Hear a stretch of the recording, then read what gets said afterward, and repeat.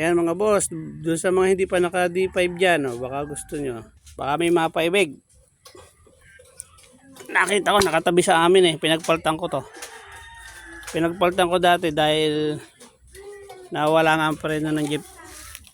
Ngayon nakita ko na yung sira niya mga boss. Eto, papakita ko sa inyo yung sira pala niya. Bigat. Eto mga boss, oh.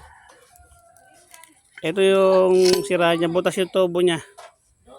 Pabibilda pa lang ito, baka gusto nyo. Papa-asetirin lang ito dito.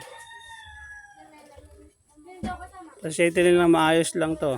Okay na to, pwede na ulit gamitin. Siyempre, papalitan nyo na rin ng mga repair kit. Ang bigat. Papalitan nyo na rin ng mga repair kit para sigurado.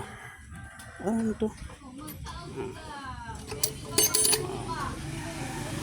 Ayan.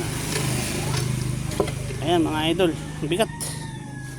D7 yan. Sa mga mechanical dyan, na gustong mag hydrovac, ayan. Pa-repair nyo na lang. Presyohan nyo na lang. Baka magkasundo tayo. Maganda pa yan. Buo pa ang kaldero nyan. Kaldero. Kaldero tawag dyan.